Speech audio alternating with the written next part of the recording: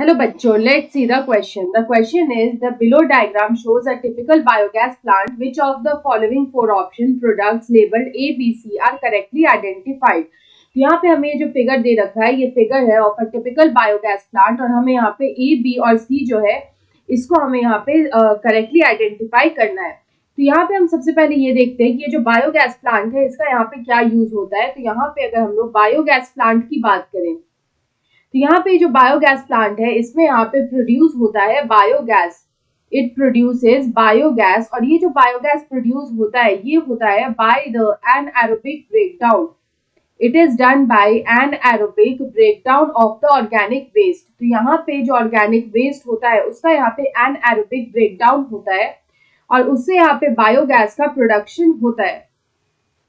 तो अगर हम लोग इस बायोगैस प्लांट पे लेबलिंग देखें तो यहाँ पे हमारा जो ए लेबलिंग है, जो हमारा यहाँ पे ए लेबलिंग दे रखा है, it is the outlet. It is the outlet and it consist of sludge.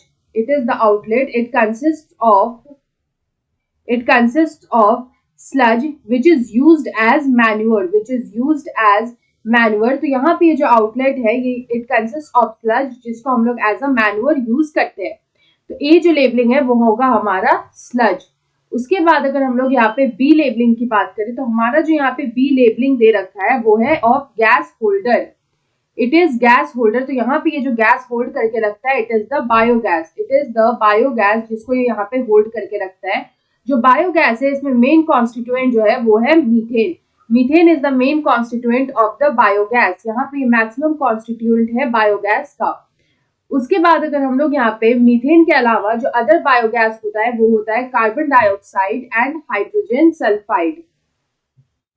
Carbon dioxide और हाइड्रोजन सल्फाइड भी जो होता है वो यहाँ पे बायोगैस को कॉन्स्टिट्यूट करता है, लेकिन जो मीथेन होता है ये मेन कॉन्स्टिट्यूएंट होता है। It is around 60 to 70% of the biogas. उसके बाद यहाँ पे अगर हम लोग लास्ट लेबलिंग देखें तो हमारा जो यहाँ पे सी लेबलिंग दे रखा है वो है स्लरी।